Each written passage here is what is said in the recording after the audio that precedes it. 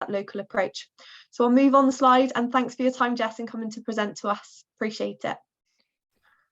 Thank you, Nat. Hello everybody, my name is Jess Harrison. I am the named midwife for safeguarding at North Bristol Trust.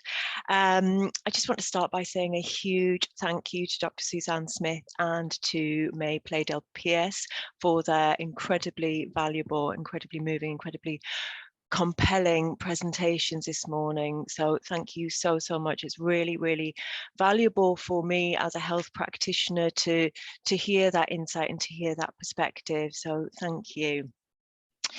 Okay, so I am going to talk to you about how MBT have embedded ICON into their day-to-day practice. I'm going to talk a little bit about some key publications and the drivers that have underpinned our practice and the sort of relaunching of ICON that we have undertaken in the last couple of years. And the idea is we're hoping that you're able to learn and reflect from what we've been doing in maternity, consider how you might either begin to or continue to incorporate the messaging into your practice. Can you move on to the next slide, please? Thank you. Okay, so how did we get to where we are today? I want to start by saying NBT is a huge trust, 6,000 births a year. It's an absolute team effort involving a lot of collaboration and involving a lot of initiative and drawing on the expertise of many different midwives, maternity care assistants and nurses within the unit. So specifically, I do want to credit Nikki Hennigan and Susan Hughes in the practice development team, Nikki Yeoman and NICU, and Emma Duncan Gibson and Michelle Mayer, who were responsible for some of the digital changes that enabled us to get to where we are today. And then all of the midwives and maternity care assistants who have adapted their practice to incorporate the messaging and to increase the safety of our babies. So rewinding a couple of years, when COVID happened, when the lockdowns came in, many professionals identified that this suggested an increased risk to newborns and infants from the inevitable stresses that would be taking place in the households. I'm sure I don't need to remind you what that time was like for everybody. We also had some local and national reviews and publications which sort of accelerated and drove the work forward. But it was probably COVID when ICON first really appeared on our radars and was promoted quite heavily at that time. It is worth just pointing out that for a long time, midwives and maternity care assistants have promoted the message that babies crying can be extremely stressful. But what ICON did for us is it enabled us to provide a consistency of message and enabled us to standardize and also to a certain degree evidence that everybody was getting the same messaging.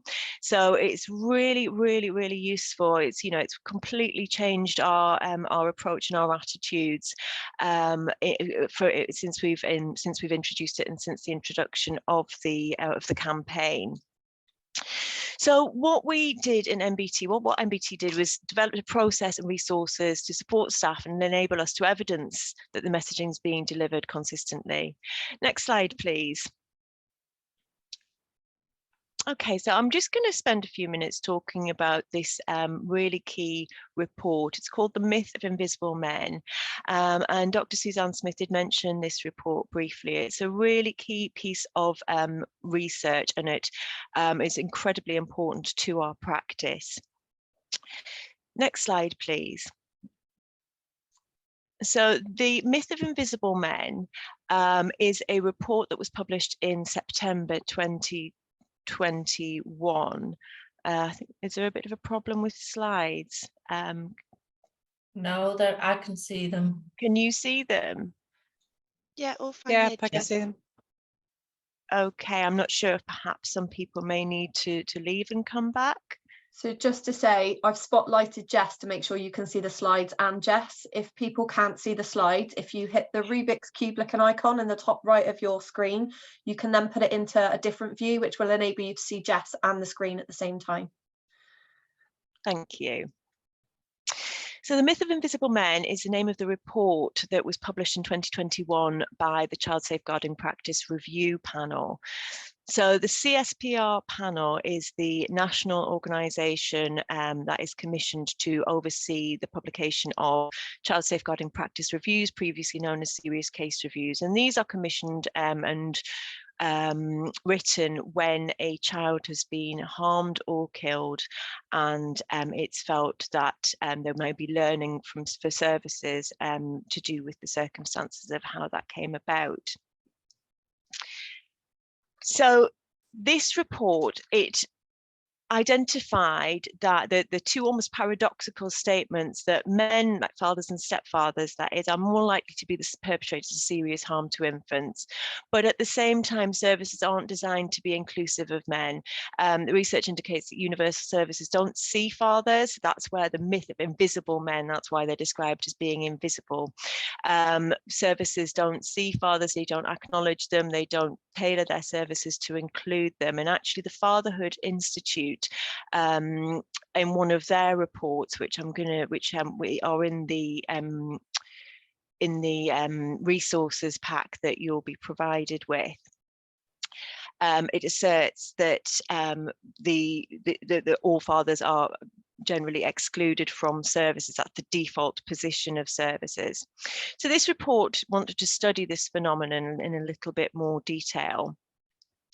And I think one of the key drivers for us in maternity was that really reading this report is incredibly valuable. It's not the easiest of reads, but it is really important to read it because it causes us to reflect on whether or not we're guilty of seeing the men, the fathers of the babies in our care in sort of one-dimensional terms, either as being good and supportive, or alternatively as being a risk to the babies. And this report aims to add a bit of nuance to that, to add a little bit of context and encourage us to consider how important it is to incorporate men into our practice and into the messaging that we give in terms of our preparation for parenthood.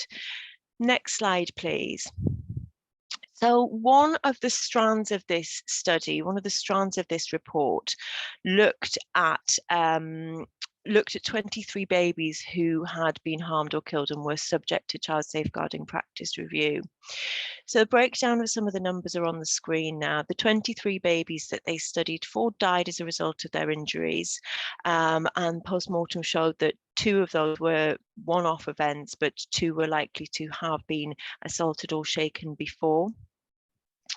19 of the 23 babies survived their injuries, but 5 were likely to suffer long-term impairment. 9 were likely to fully recover, but 5, the prognosis was unknown. Okay, so some quite important statistics there. Next slide, please. So this was quite a groundbreaking part of the research. Again, in an attempt to shine a light on the experiences of men, and particularly the men who'd perpetrated these injuries, they interviewed some of the men who had been responsible for the injuries in order to glean some learning from their experiences. And I've put a couple of the quotes up there on the slide. I think it's really, it really makes you stop and think. They make the point that several of the men agreed to be interviewed because they were generally remorseful about what they'd done. They wanted to prevent other children from suffering the same fate as their own. So they wanted to make that difference. They wanted their experiences, their perspectives to be valuable to others. Men were grateful they finally had a chance to give their perspective and to tell their story. And the direct quote there at the bottom, "You are the first person who's ever wanted to know what actually happened and what I went through. No one had ever asked me before. No one's ever bothered. You're the first person that ever sat down and asked me my story." So I think that quote really does illustrate how excluded men can feel, and particularly this cohort of men who tragically have caused harm to babies. Okay, next slide, please. And again, this quote from the report, it sets out that the findings of the research were that the injuries that,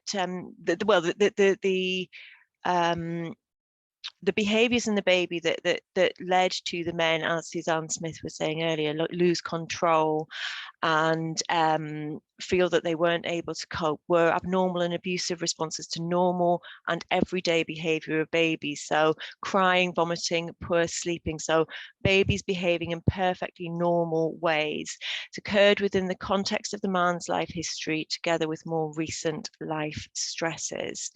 So the next slide, please, sets out some of the things that the report pulled out as potentially being relevant, although just to echo what Suzanne Smith said earlier, that it's not any one of these factors that is independently associated. It's the context in which they occurs and often the cumulative nature of these factors. So things that can cause general levels of life stress and contextual factors, mental ill health, substance misuse, domestic abuse, or challenging in relationships. And that is a point that's come back to several times in the report, that perhaps these are things that we wouldn't have recognised perhaps as being domestic abuse, but general stresses within the relationship. Families affected by debt, poverty and deprivation, and also families affected potentially by discrimination, ethnic disparities, families where a parent had care leaver status and young parents are identified as potentially having higher levels of stress within the household. So it's always worth considering how these factors may intersect with each other, and also how many of these factors we might not know about in the course of our everyday practice, which is why it's really important to have a consistent approach, because we are never going to know all of these factors. We're never going to know which one of these factors are affecting families, or every single one of them. Next slide, please. Okay, so that list of risk factors, I just put this slide in just to demonstrate that this echoes the spread of parental factors across the CSPR cohort. So all children who of any age who are subject to CSPR, they find these parental characteristics in them. And this is not going to be every single child that's harmed.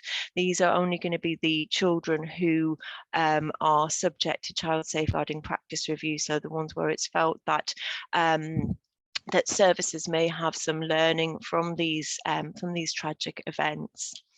Next slide, please. Thank you. So this report really left us reflecting on how we need to make babies safer. It encouraged us to think about how we make men visible, how we might see them more, how we might see them as more three-dimensional, how we might involve them more and include them. And that is very much what we encourage NBT maternity staff to do. So our next slide just sets out some more of the evidence that fed into our drive to really push forward the icon messaging and increase the amount of messaging that we're giving in terms of widening the message to fathers and secondary caregivers as well. So one of our local child safeguarding practice reviews refers to twins E and F, one of whom suffered life-changing injuries as a result of non-accidental injury. And that serious case review is a South Gloss child safeguarding practice review, which made an explicit recommendation that fathers and male carers needed to be included in education. So it really brought the messaging home to us locally, the importance of the inclusion of fathers in our messaging. Next slide, please.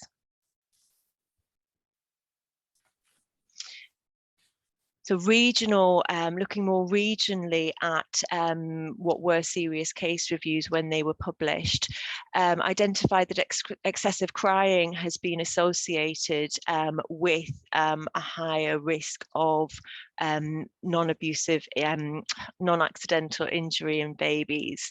That excessive crying might be perceived and reported by parents or health professionals or present to ED concerned about the baby's crying, suggesting that this could be seen as perhaps a bit of a red flag and certainly a prompt to start delivering the icon messaging and coping with crying. And then, of course, we're aware of the Hampshire evaluation study, which seemed to summarise that maternity services were particularly important in the delivery of messaging around management of babies crying and coping with crying, and the importance of maternity services in that messaging. Okay, next slide, please. Thank you. So our conclusion was that we must include both parents in the messaging, and we must devise ways of aiming to include as many fathers, stepfathers, secondary caregivers as possible in our approach. We needed to be able to evidence how many fathers were able to reach, how many secondary carers were able to reach. So that really guided the measures that were put into place last year in NBT. But we're aware that despite our best efforts, it won't be possible for us in maternity and even health visiting to be able to spread the message alone to both parents and caregivers of infants, and for this to be fully effective. We think about our input is in maternity. We see babies usually on average between up to about sort of 10 to 14 days after baby's birth. Huge amount of information to take in. Parents are often very tired, very stressed. It's not always the best time to take in new information, and that's why we aim to deliver the message over a few different time points in our maternity care as well. But we do need the help of the wider community in terms of delivering the message. We need the help of anybody who may have contact with infants or parents of infants in order to deliver a really consistent message to both the parents of those vulnerable infants. Next slide, please. Thank you. So this was our introduction slide that we use to introduce the icon messaging and the icon campaign to our staff. So this isn't news to anybody. This is a little bit of revision. The icon campaign aims to help parents and carers to cope with a crying baby, and summarises that the ultimate aim of the campaign, of the messaging, is to keep babies safer, that it's been developed in response to a number of infant deaths and serious case reviews where babies have either died or been seriously injured as a result of abusive head trauma. And then introducing the brief touch point interventions that reinforce that simple message that makes up the ICON acronym. Next slide, please. Again, you've seen this one before. So this has been printed up and provided in the ward areas and to community midwives to make reference to almost use it as a visual aid whilst they're delivering the message. We also use the make reference to the crying curve. So the messaging so it's given verbally and also accompanied by some visual messaging as well. So quick recap: the I stands for infant crying is normal and it will stop. The C for comfort measures can help. O is for okay to walk away if you check the baby's safe. And N is for never ever shake or hurt a baby. And again, coming back to the point that one of the really, really useful aspects of the ICON messaging is because it's so simple to remember those 4 points and ensure that practitioners are delivering the same message and the same advice to every parent. So I can't overestimate how helpful this has been and how valuable this has been to our practitioners. Next slide, please. So how do we deliver the messaging? So we've used a variety of resources, which I've put on this pretty busy slide, I must say. Can you just click forward again, please, Nat? So we've got thank you. So it's really important that practitioners consider the messaging should be delivered opportunistically. In many cases, both parents will be present when the newborn and infant physical examination, the NIPE, takes place, which is the full top-to-toe screening offered to all newborns after birth. Often both parents will be present, but not always. So all practitioners are encouraged to, if they see that there is a dad present, to check with them if they have had the discussion, if somebody spoke to them about the icon messaging, and take that opportunity if it hasn't taken place. To the right of the screen there, you'll see the sticker that was developed to help practitioners to record when the messaging had been given. We're talking about going through each of the four main points of the messaging as well. So that sticker is in every woman's notes for us to be able to record when the message has been given, and as a reference point for future practitioners as a woman and their baby moves through the maternity services postnatally. So that's within the delivery suite, within the postnatal ward area, and then in community once they go home. And staff know that, the messaging should be returned to, again, with that brief touch point after baby's gone home. So just because the messaging has been given, community midwives know to revisit that at home with parents. But again, the focus really is to try and include both parents to the messaging. The leaflet is given out both in the hospital and in NICU, and the messaging is incorporated really similar to the sudden infant death syndrome, SIDS cot death advice, and it's really been embedded, so it does come as naturally now as that advice, and considered to be as important as that advice. Next slide, please. Okay, so I've just put these next few slides together to demonstrate. You might need to move is it possible to move my head, because it's covering on my screen, it's covering the little person that you have to press. To the right of the screen, you see a yellow bar, at the top of which is a little person. This is from a laptop, so on a computer, this is the icon to press on the screen to be able to get to the accessibility functions within the website. So the website's accessible obviously on a desktop, on a laptop, or on a mobile phone.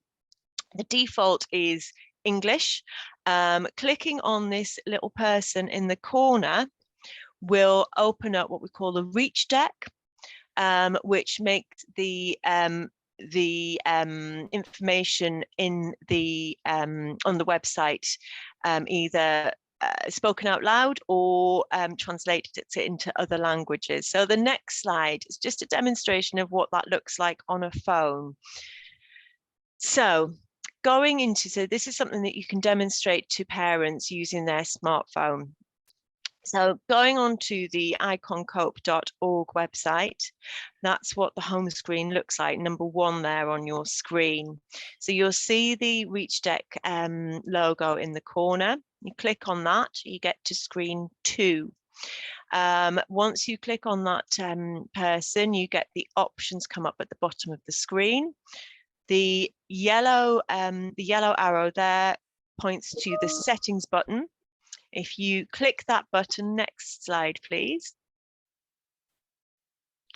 That opens up Reach Deck. It looks like that. Number 3 there.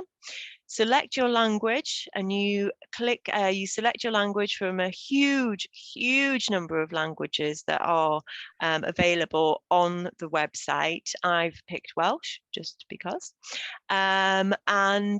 You click that and it translates the entire website. So you should see number 5 there. You can see how all of the text on the website is translated into the language that you selected.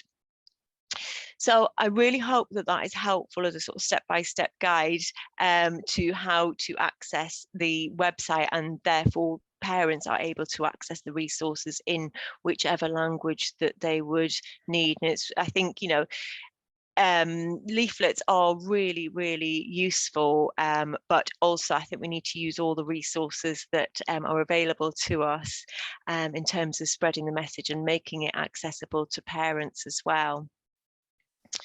Okay, moving on to the next slide, please. Thank you. So what I've done for the next few slides is put together, is put the script that we've suggested. Now, it's really important to remember that the script suggested, it's not Shakespeare. We wouldn't expect anybody to be reading off a script, but it's just to give some ideas as to how you might broach the subject, and sets out the expectations about the 4 points of the campaign, 4 points of the icon messaging that we would like to that we need delivered to mums and dads of every baby that goes home from MBT.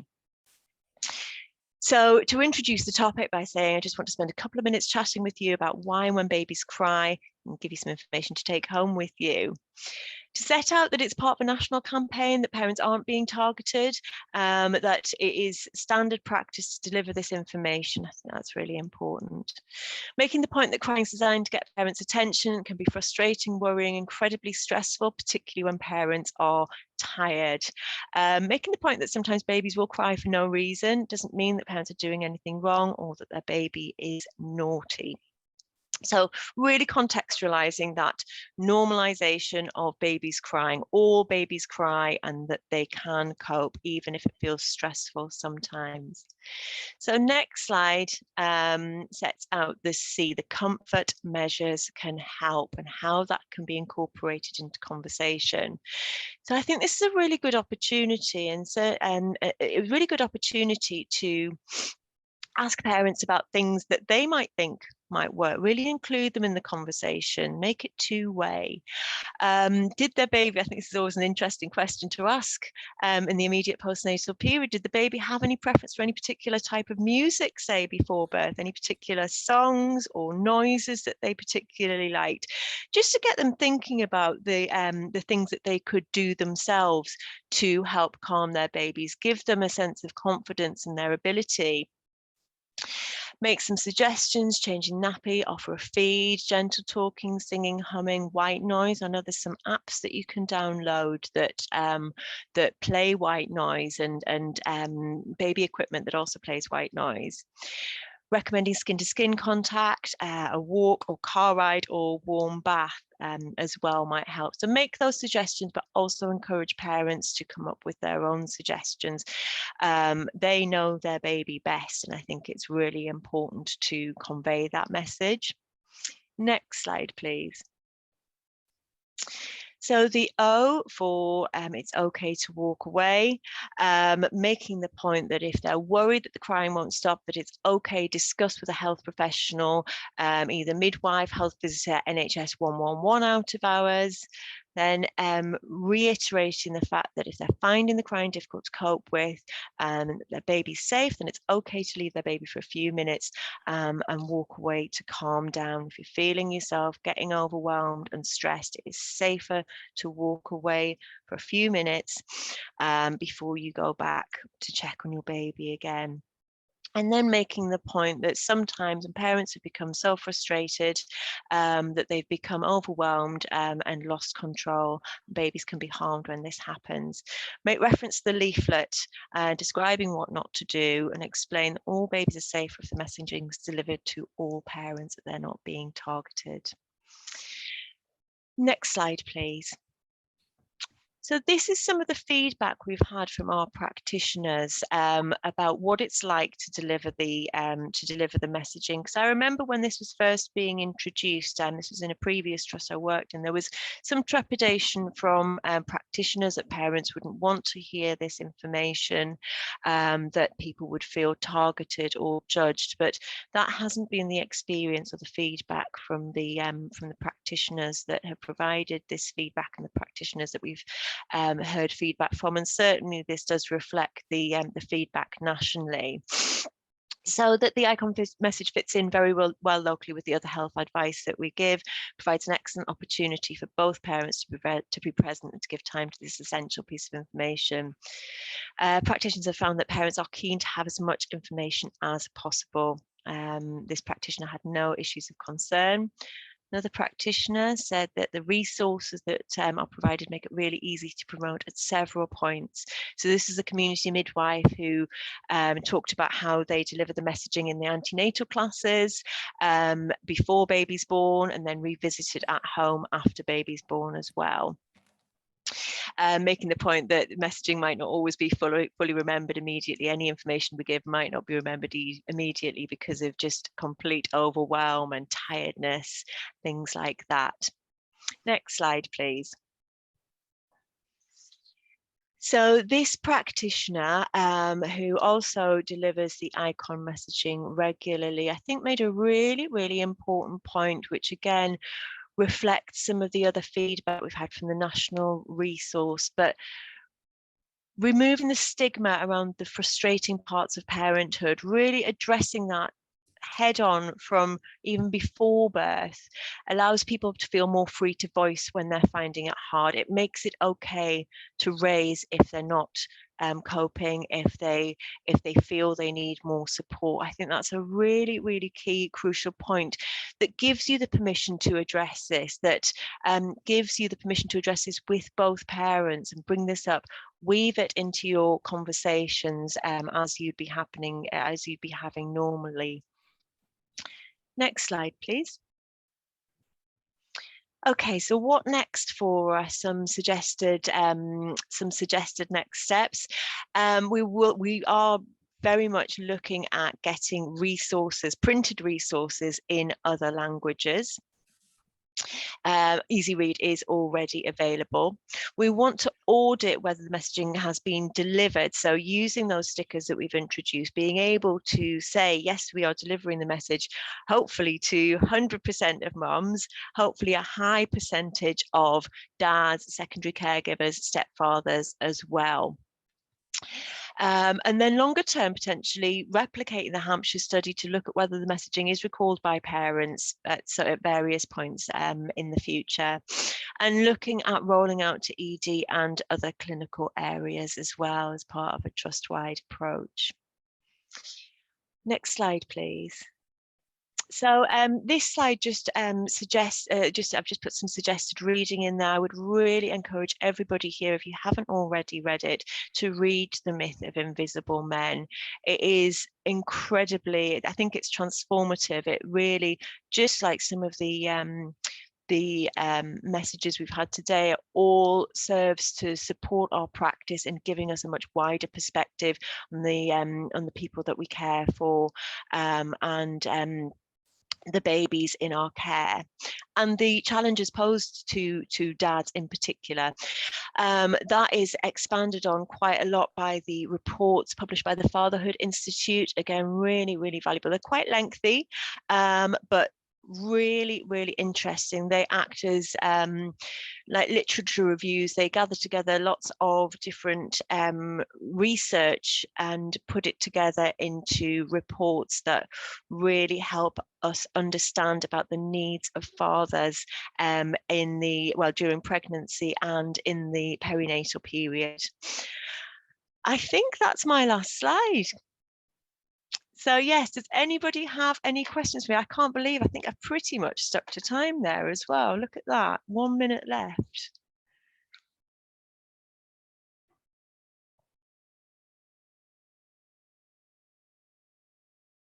Thank you very much, Jess, for that really informative session. That was great. Thank you very much. I don't think we're going to have time to give Jess any questions at this stage, because I think we have to go straight into our lived experience content. And Nat, I'll let you introduce our speakers for this event, because you've met them before. Great, so I think Colin has joined. Colin, if you can wave or make yourself known on the screen, that would be really helpful. Just double checking.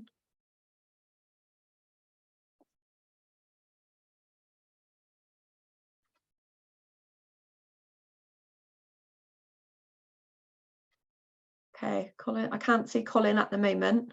It might be that he'll join just shortly, but I do have some other lived experience to share. So I met with one of our Bristol dads named John, and we've heard already throughout the event the importance of making sure that men aren't invisible, they're visible, they feel heard, they feel listened to, they equally feel supported just as much as mums or kind of mothering figures in babies and children's lives. So I'm going to share the short video just while we wait for Colin to join us from John. We prepared some questions just to really understand how John felt included, kind of what worked, what didn't work, and kind of the key messages that we need to take away. So I'll share the screen and just share that just while we're waiting for our other dad to join us. So bear with me as I just click about and make sure that's available for everybody.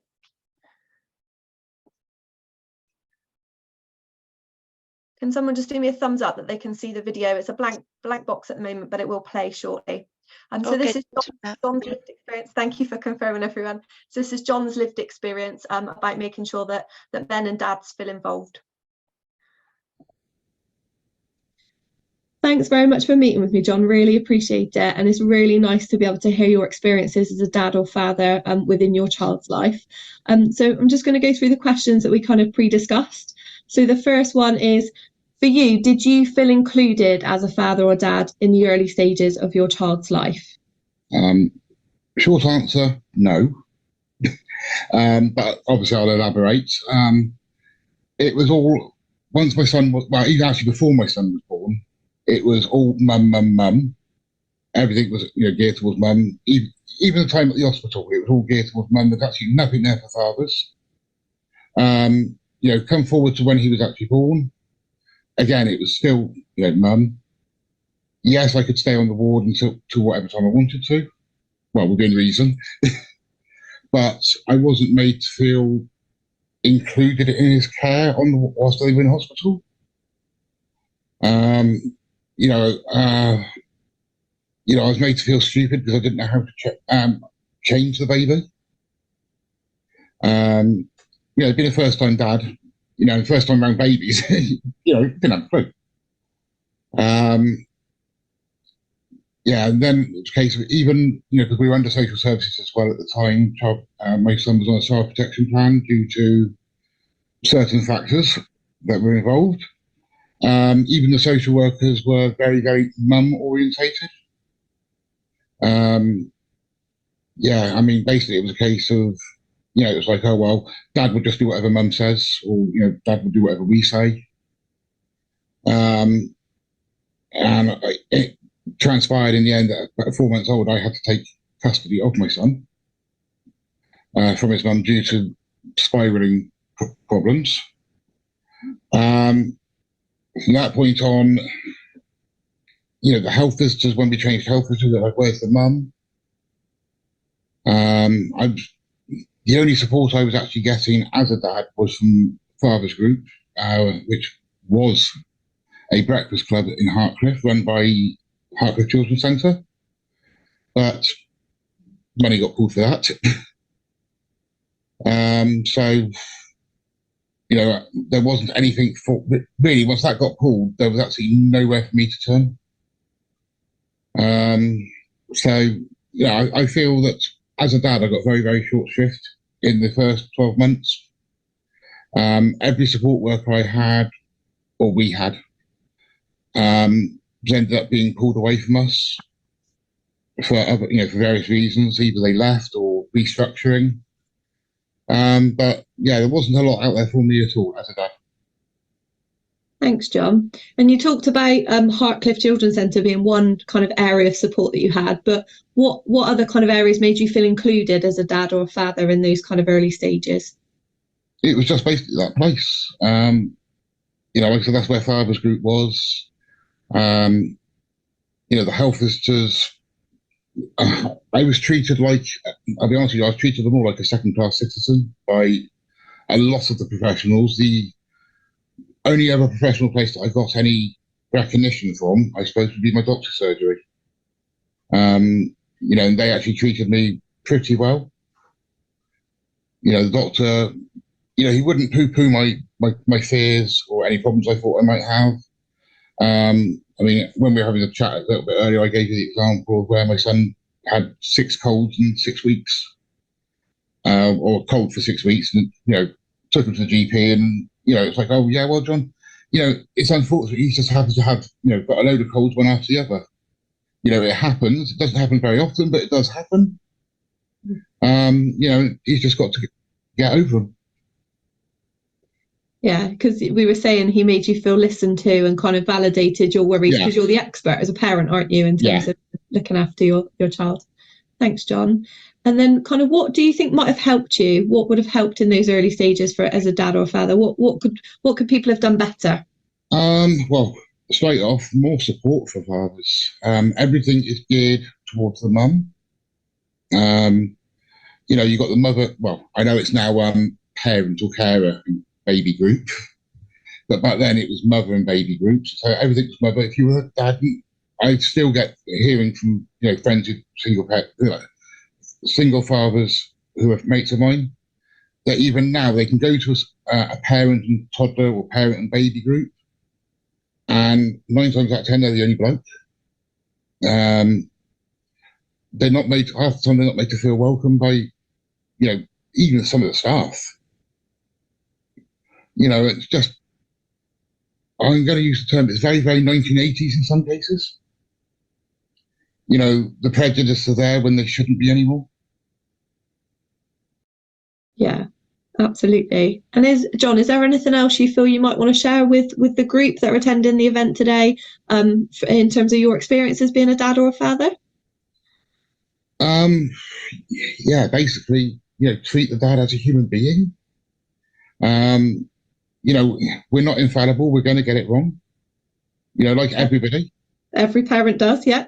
You know, kids, as we know, don't come with an instruction manual. It'd help if they did, but they don't. But then again, even if they did, the dad probably still wouldn't read it. But yeah, I mean, don't ever assume that, you know, just because the dad's there, that they're, you know, he's not capable. Most dads are very, very capable. But if they're a single dad, there is a reason. It could be, you know, that mum's died, for example, or there is substance misuse problems, or even that mum's in prison. But yeah, I mean, you know, sometimes dad is the safest place for a child. Absolutely. And believe you me, there are times even as a dad that I, you know, wanted to shake him. Yeah.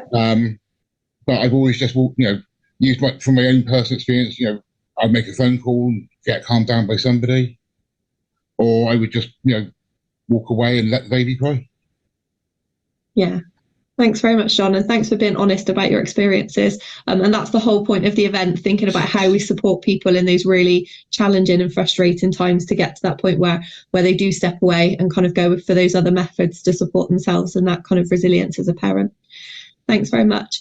Thank you so much for your time in doing the pre-recording with me. I'm sure lots of professionals that are going to come to the event will be really welcome to hear your truth and to hear your experiences and think and reflect on how we can do things better to make sure that we do engage dads and fathers and make sure that we give that support around them that they absolutely need as a parent or carer. Okay.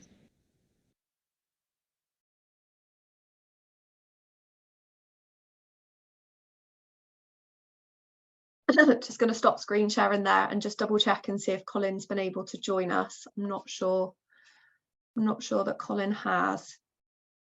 Just checking the participant list. No. So at this point, would it be okay, Louise, if we hand over, because I think the next element is the presentation from DadPad, which is a great resource for dads, so it kind of really leans into that really well, doesn't it? So I'll leave you to introduce the guest speaker, because I know that you facilitated this part. Thanks, Louise. Thanks, Nat. Thank you. Julian, I'm hoping, I've seen you in the room, so I'm hoping that you're ready to deliver the presentation. So thank you, Nat. Thank you for sharing John's story with us. That's a really powerful message, and thank you to John for his honesty. So good morning, I'm Louise Ledger with Care. I'm a safeguarding children in care leaver nurse for the ICB. And to continue with our theme of engaging dads, we are delighted to introduce our second keynote speaker, Julian Bose from DadPad.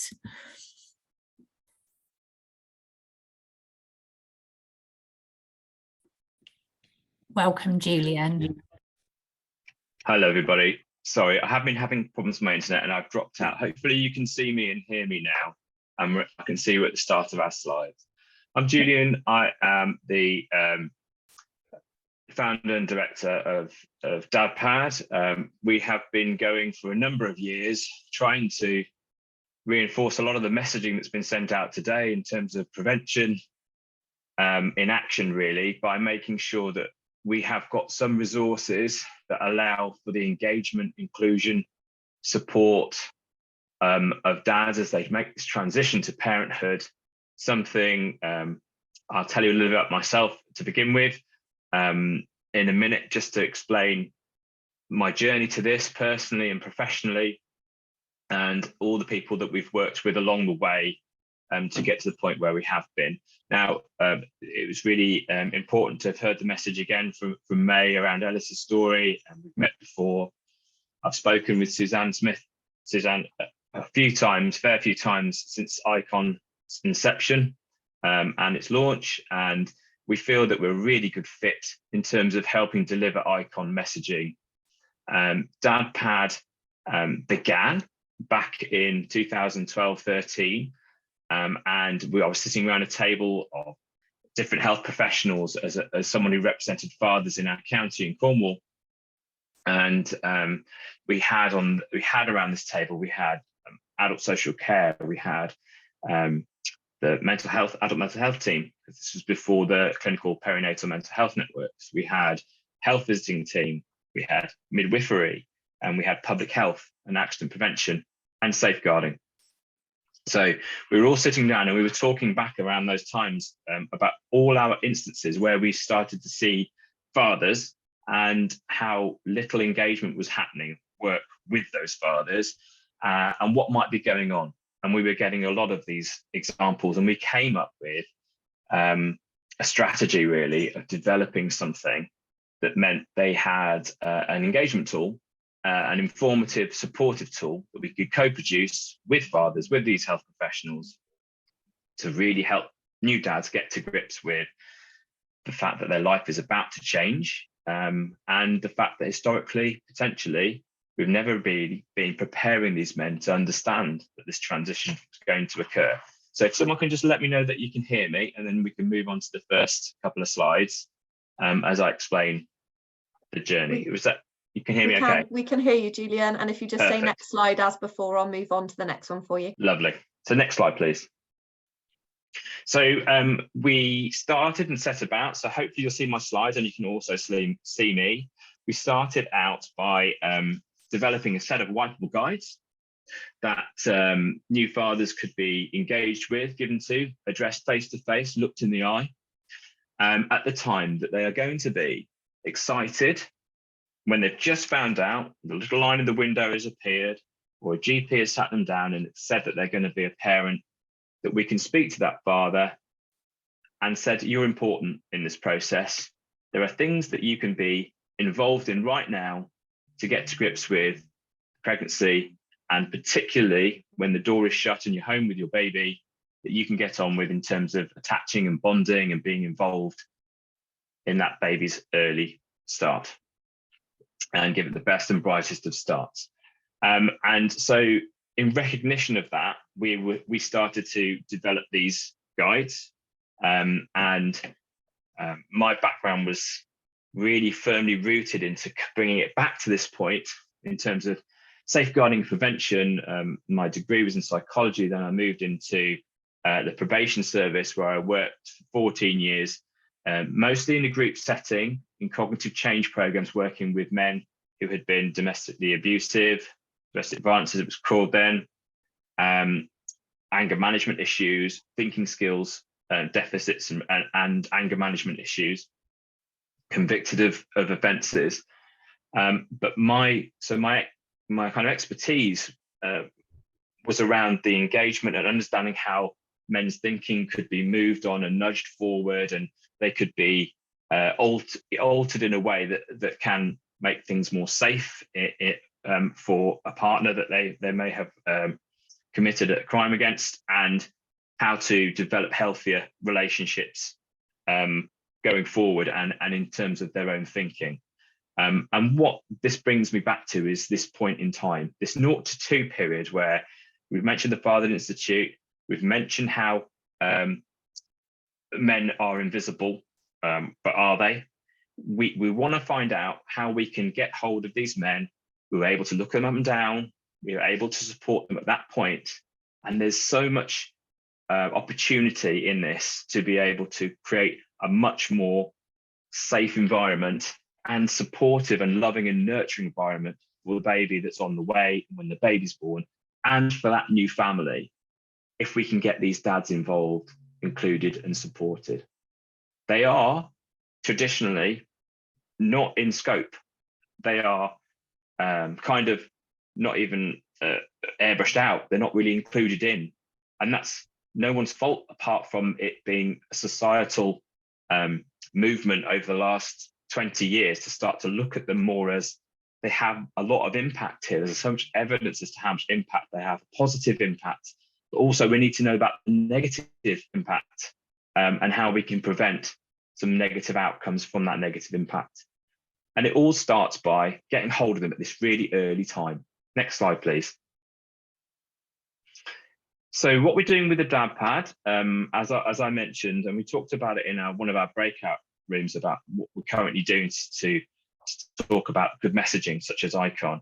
And it kind of paired it back to preparing men as new dads for the love, the care skills, and the responsibilities that becoming a father requires. And we need to think about that. All these babies deserve that, and all the babies' mothers deserve that. And every man also needs that accountability they need to thrive. So we have a job here to make sure that these dads are prepared, because it's disastrous if we carry on not preparing them. And this can be demonstrated time and time again, whether it be through the incidences such as AKA shaken baby syndrome, or relations turning difficult and dangerous, and just for their own mental health in terms of men and families in society later on. These impacts start this early. It is such a life-changing event. Next slide, please.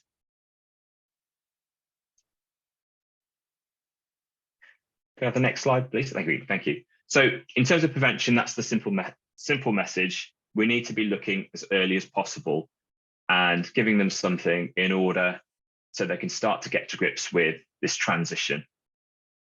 It is a fragile time. We've always asserted that being a new parent should actually be treated as, in terms of being vulnerable, due to the fact that whether you're adding a new baby for the first time, as we heard from our previous lived experience speaker, or you have another baby, things are going to change. Your dynamic's going to change. More stresses and strains, different stresses and strains, different excitement too, and happiness, but also it's not all going to be understood as to what's going to be happening. So there's going to be this shift and change, and we need to make sure men are ready. Next slide, please. Next slide, please. So we're aiming to achieve, based on the evidence that we have, that the positive parenting can be achieved by both attached parents as much as possible. And we're trying to instill some new ways of doing this. Next slide, please. And again, next slide.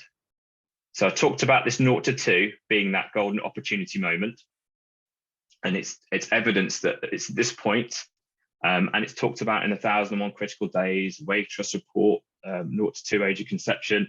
It's talked in a lot of terms around, men are able to change their behaviours, and at 0 to 2, they do know this is a time that's really important that they can. So they're most motivated, but we've got to give them the tools to do so. We've got to welcome them onto the stage around the perinatal period. We've got to empower them to understand what's happening, what their part is, help them build those support circles. And as was talked about in terms of groups and the support that we're given. And so that's what we're here to try and help do. Next slide, please. So with these guides, just like touch points within ICON, we're hoping that in the right way, we can, when you see these dads, and it will be, 90%, near enough 90% of times as a scan, a dad will present.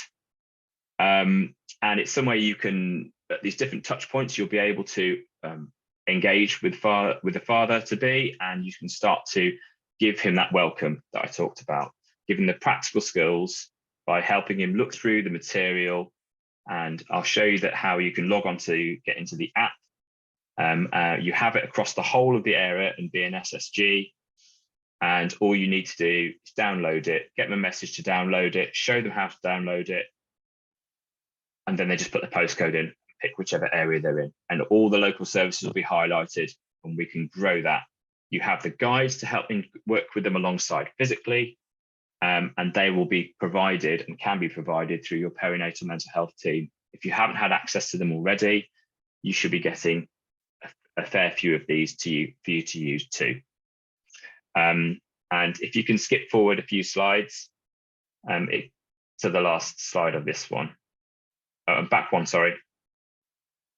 What I've talked about in this circle really is the journey. So if he can gain confidence and understand his new role, and that could be a support opportunity with a midwife or they're talking about being curious and discussing things with him, explaining to every dad how he can better support his family, whether it be asking him questions so they can build relationships with him and the mum.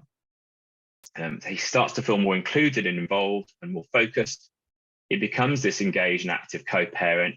He can be an asset and ally to his partner, spotting potential issues, whether it be pre or postnatal mental health issues, and has more support opportunities to become a caring, attached and responsive parent to his child. Next slide, please. And one more. So what we're trying to do with DadPad is ensure that we have this engagement model. You're starting to support and include by giving them information which they haven't had before in a wholesale way. We want systems to be having this father strategy and partner strategy, and I'll talk about partners who don't identify as male new dads in a bit. But you already probably have quite a few initiatives for fathers, maybe upstream, maybe where things have gone a bit wrong. And what we're trying to do is understand what's going on from very early on through the voices of dads, and make sure we're feeding that information back to you so that the interventions that you've got staged ready for them to enter, they're motivated to attend them. You can get those, forgive me, bums on seats. You can make sure that those interventions are right and they are at the right stage. And hopefully we can give you that information by using the app and getting the feedback from the dads. Next slide, please. If you are unsure about us and who we are and what we do, please have a look at us on Twitter at DadPad UK about who we've worked with over our time. Also, make sure you go to our website, and there's various blogs that we post a lot, particularly around why we do what we do, the professionals we've worked with across the piece, other initiatives, including icons mentioned there, as it is in all our resources. And you'll see over the next few slides that is the case. Next slide, please. And next slide, please. We'll try and send you the video link to watch later. So included in the DadPad is everything that, in terms of co-production, the health professionals said that and the parents and grandparents said that these things are things dads might want to have when the door is shut and no one else is around, so they don't have to keep nudging mum and going, what do I do?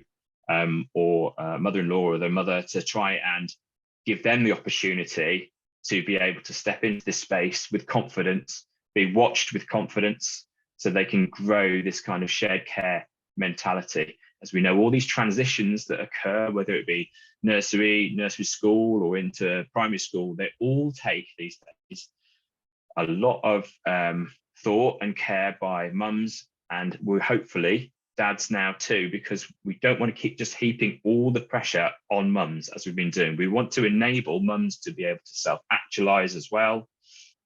So in terms of having dads on board, it's crucial, because the world coming towards us is very much wanting involvement, a lot of involvement. And if we're just heaping it on mums the whole time, which is kind of how we're set up to do, it's going to be very difficult for these relationships and couples to survive around this parenting dynamic. And I've just noticed that a comment, actually, you know, COVID has shone a massive light for us all. There are times during COVID where, as you know, dads couldn't enter spaces, and I know locally suddenly we were getting requests for more pads that were going out to cars and talking to the dads and making sure that they knew, sorry, you can't come in, it's just the space, we can't because of the viral load in the air, you have to be here, I'm so sorry, but we are looking after your baby's mum and baby, that this is for you, we want to know you're important too. And that's the kind of thing we need to be mindful of. You know, we don't know what's coming down the track. We know that men will turn to their mums will turn to their men, their partner, in most, if not all cases, when things go wrong, for support, for care and attention. So we want those interactions to have someone standing at the other end of them with confidence, with love and understanding and care. We want the days to be gone where dads are thinking, oh, I'll get involved when the baby starts moving, I can't really do much till then. This is not the case. We've got to show them how they can be involved, to attach, to be that present carer. So what I could, next slide, please. So we've included all these kinds of inner standard resources. Next slide, thank you. There we go. So we're in 30 plus areas actually now, so it's a little bit behind. All the way up to the North Highlands, Argyll and Bute, North Wales, South Wales, all the way across the east of England. So nearly 2/3 of the country has an in-force DadPad app license and a load of DadPads, thousands of DadPads in each area, in order to include, engage and support and assess. So what I'm hoping you can do is use these resources in Bristol, share them far and wide, make sure all the posters, business cards and stickers that we give out with our packs are with you. You can contact myself. I'll put my email address or Hannah at our dadpad.co.uk, and we can start to send out any extra kind of artwork that you want to create, your own posters, those kinds of things, with more to come soon. Next slide, please. Just a few of the extra areas that we're in and we're starting to come into next year, this year, next year. Next slide, please. Sorry, next slide, please. And just a little peek inside. So we have an essential guide, and if you can see me to the side of your screen, that's that one. We have a quick read guide, which is it's your easy read version with illustrations, all co-produced again, lots of public health messaging, safe sleeping messaging, as per the campaigns that are national, icon messaging. Next slide, please. So we will include, and we will be rewriting soon, what we've got for our app, to make sure that icon is completely linked in, so that we're going to have a seamless kind of look at and a consistent message that we talked about before across, in terms of making sure the right messaging is going out, and it's that drip effect that Susan and I talked about for years, around dripping into dads and parents these messages, so it feels familiar, it feels consistent, and it empowers them to act and do something. Have I frozen? Can I just check, can you still hear me? I can still hear you and see the slide. So Yasmin, it might be worth leaving and rejoining. Oh, it's working now, just to delay Yasmin's side. Thanks, Julian. No problem. Next slide, please. There we go.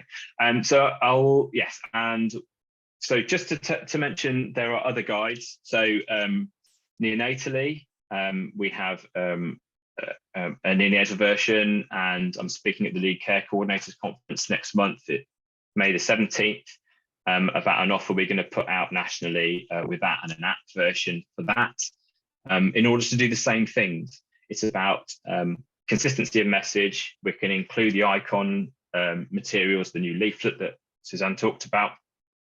We can make sure that dads have got a space and a place to listen to a different, they can listen to different organisations, talk about what's available in their area, and they can also talk to each other on our community forums and surveys, and tell us what's going on in those localities as well. Next slide, please. And one more. And one more.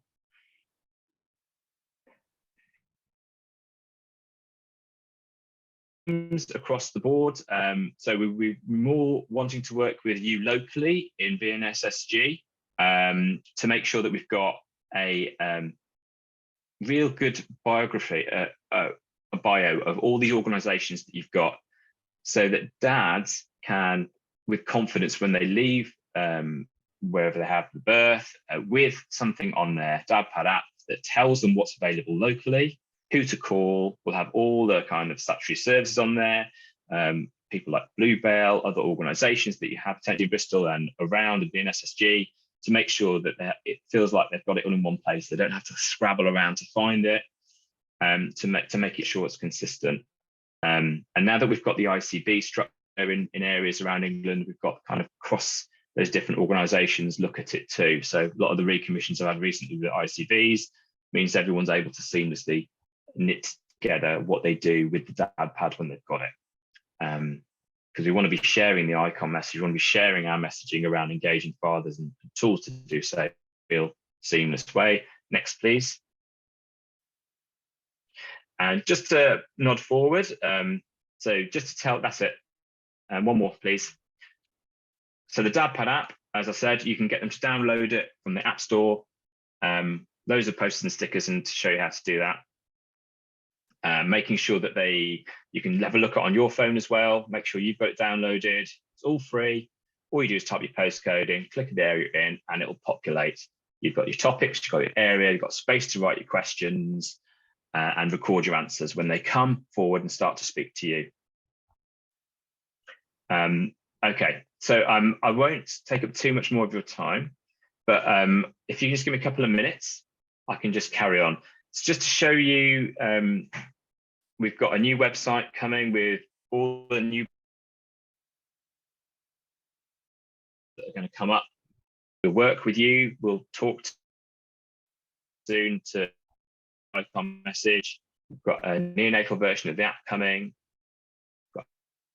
We've got a MumPad resource that we're developing around relationships. I know we talked about that earlier, about parental conflict and having to get ahead of that. And I think that's where we need to start. We need to share these conversations between mums and dads about their expectations around birth, their expectations about parenthood, getting mums keying into what dads need them to know, and how to ask questions, and also tell dad information about how they're experiencing their journey towards motherhood.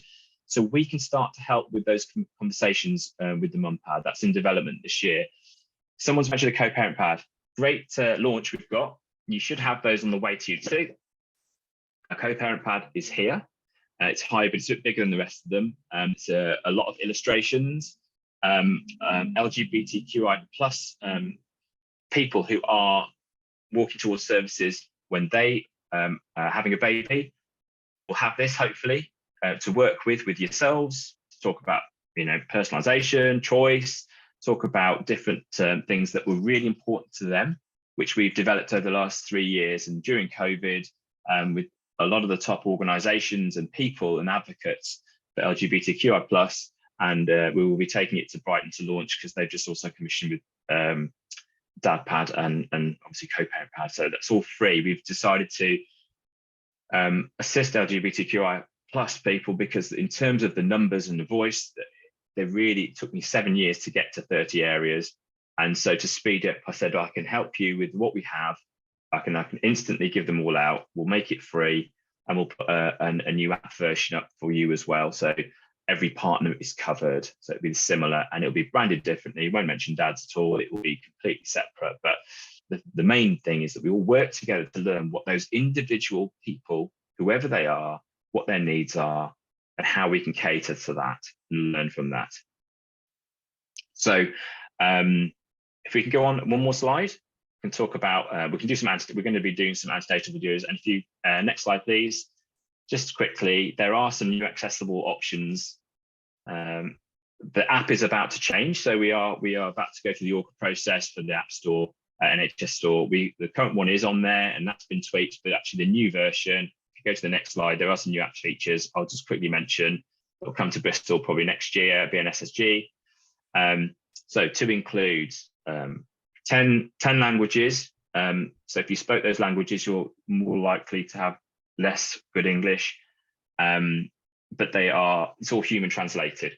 Considering the amount of advice that we're giving out, it has to be very accurate. So we're making sure it's done that way. We've got a push notification service. Dads respond very well to texts. And most importantly, we've got this new community forum. So the new community forums, which we'll manage with moderators, it's not going to be a bun fight. It's about understanding in terms of social contract, what they're going through, what support they are looking for, and trying to really ask questions and get answers from dads in real time during 0 to 2, not just looking back and going, what would have worked, but in real time and in big numbers. So all the DadPad areas will have it when the new apps launch in those areas. And we can then report back to you as health professionals who make judgments around how to assign your resources. You can hear in big numbers, in different stages, what's happening with your dads.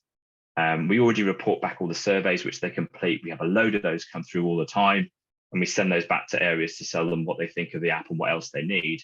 And that's what we've learned for these new set of feature lists, new list of features. So we've got the languages, increased accessibility. We had 2 grants from the HSN to work with dads from diverse backgrounds.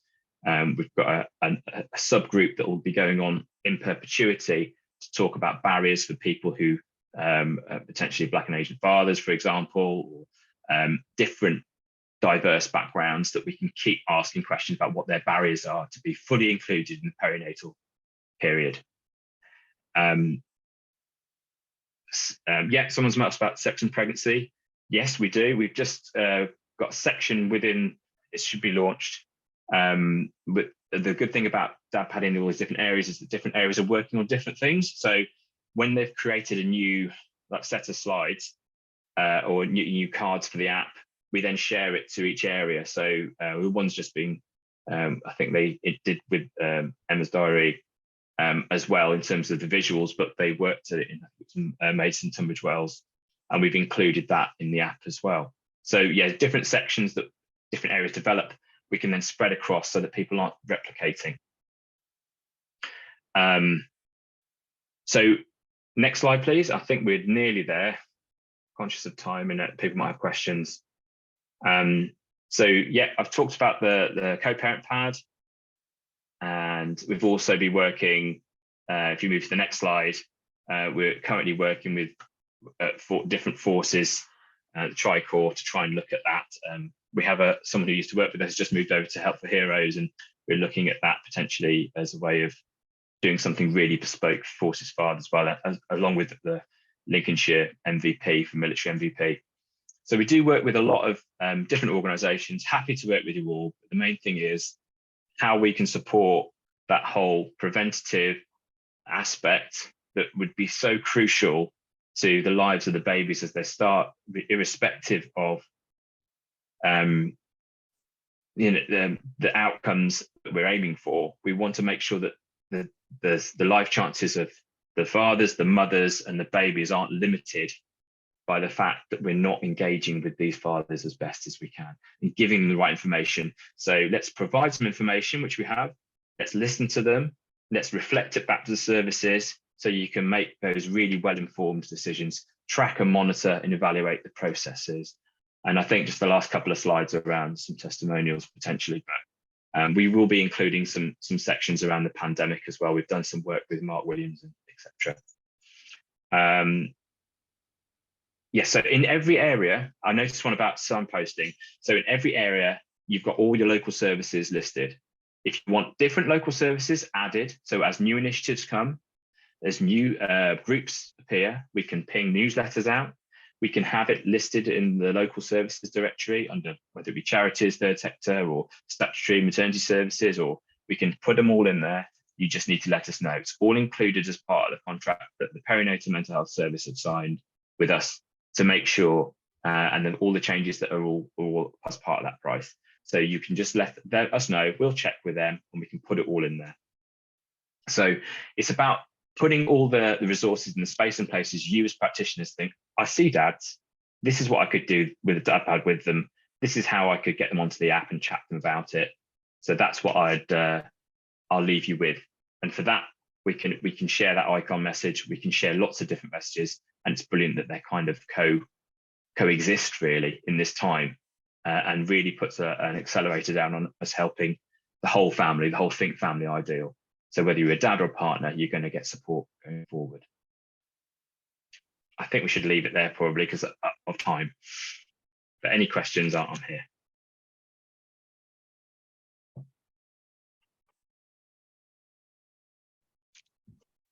So I think there was a couple of questions in the chat function. Louise, Okay. Did you want me to go through some of those?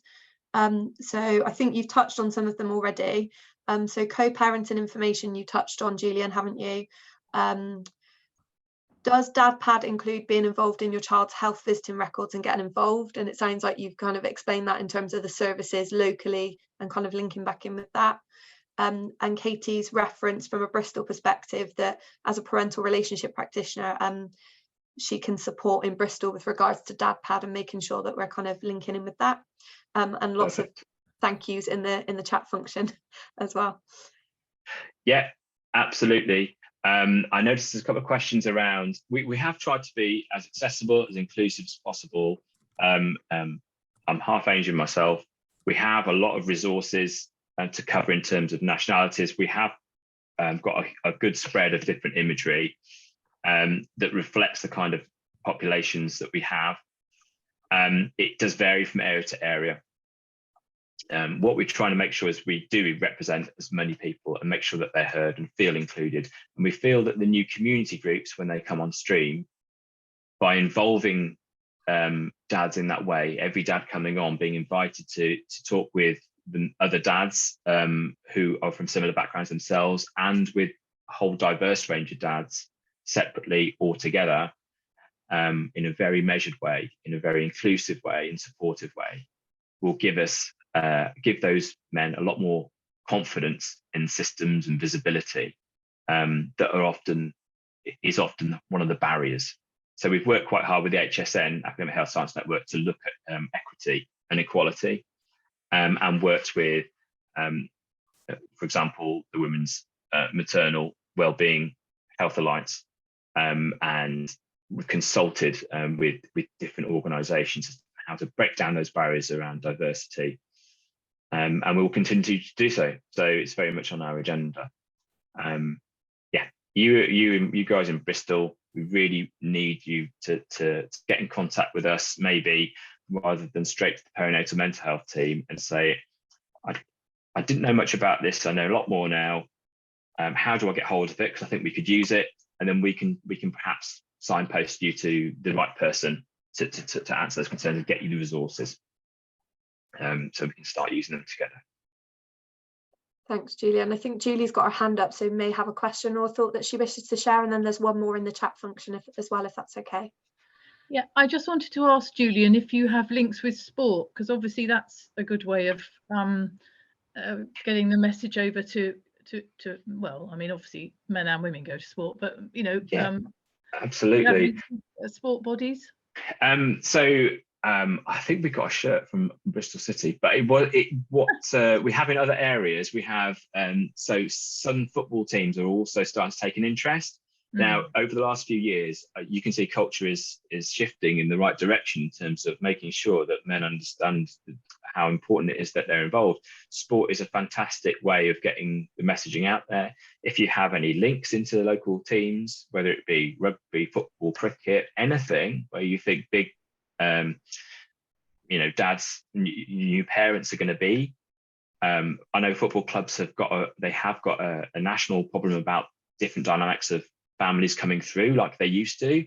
So I have had a few calls from different areas. So we're starting to raise the profile of that. I've just had to try and get DadPad out there to all the different areas in the UK first, in order to be able to start raising our head above the parapet, if you see what I mean. But it relies on your local knowledge. So if you have links into the charities that support the different football teams and rugby teams, etc., then we would be more than willing to kind of work with you and them to create posters. I would love to have drones flying around stadiums with footballers, "We are DadPads," above their heads on big cards. But these are things that we'll get to in some way. It might not look like that, but there is a way to kind of spread that message, and it will highlight all the great work that already happens within systems that a lot of the public don't know about. Because as the ex-government worker myself, it's very difficult.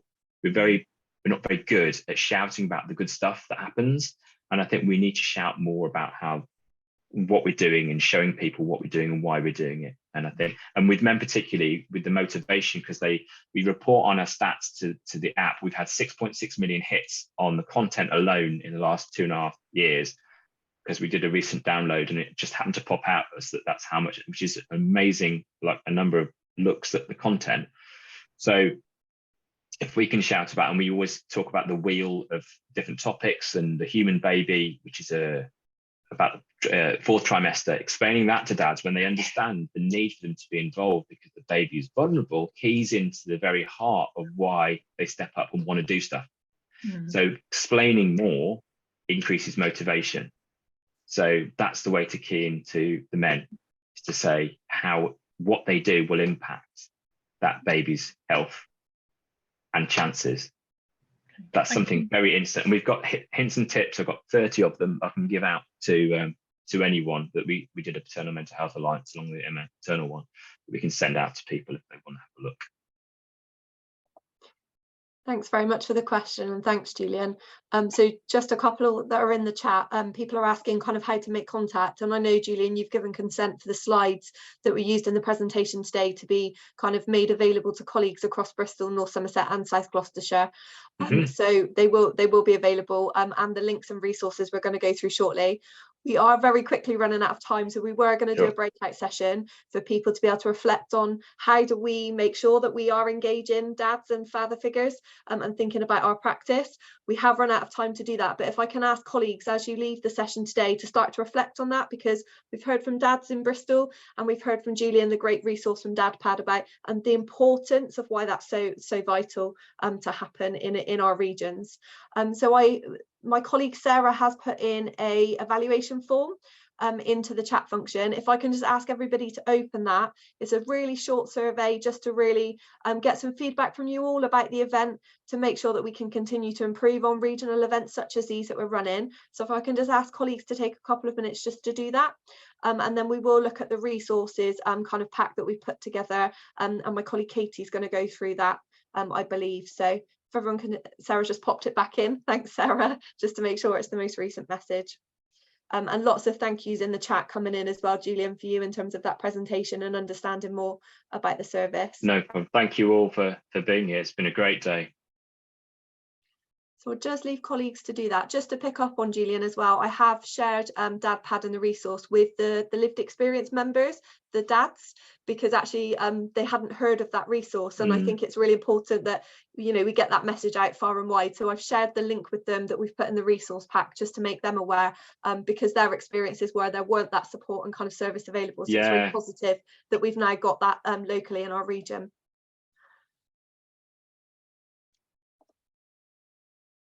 Yeah, we can plug the gaps, then there won't be dads left not knowing where to find information, because I was one of those dads who looked around, couldn't find them. Yeah, definitely.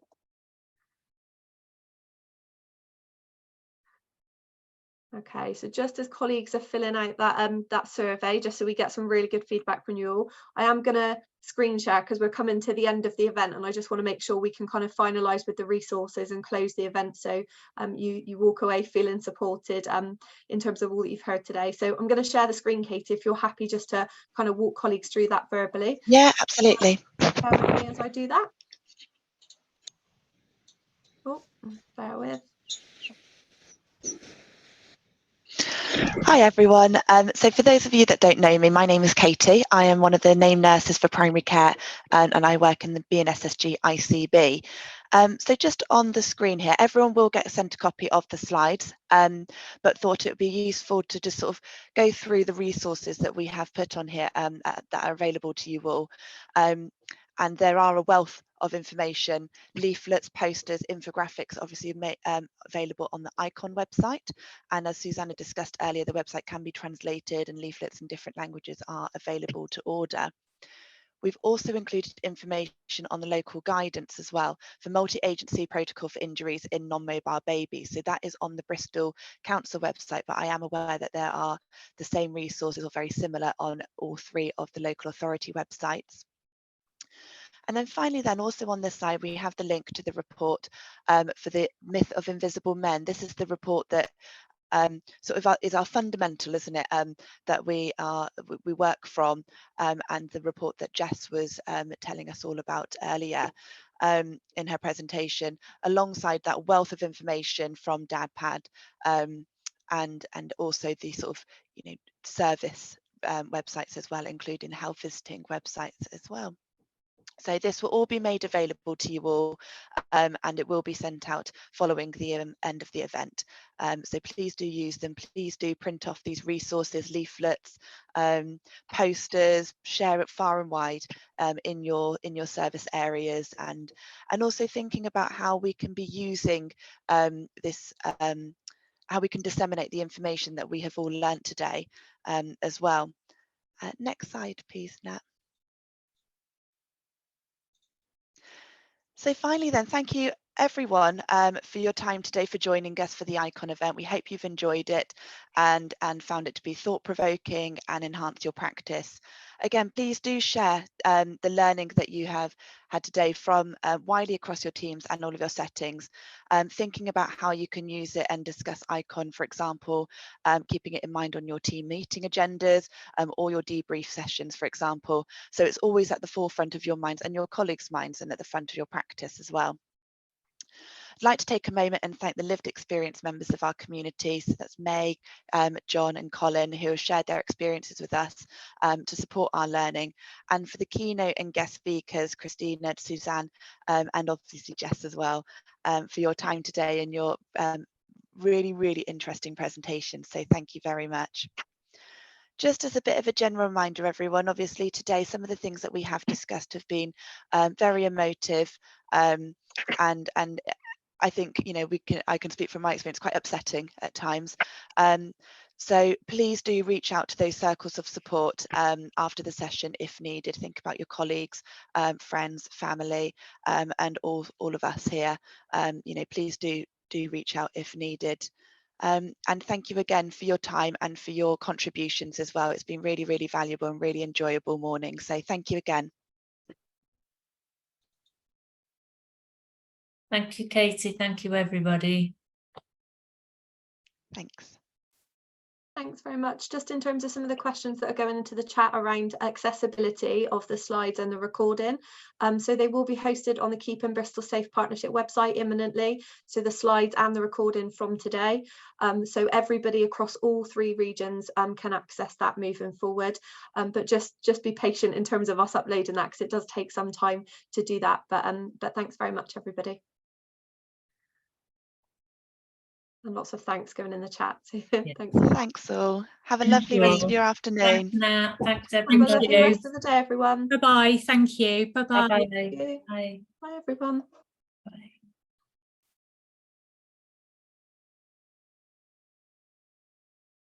Louise, if you want to pause the recording just as colleagues are exiting the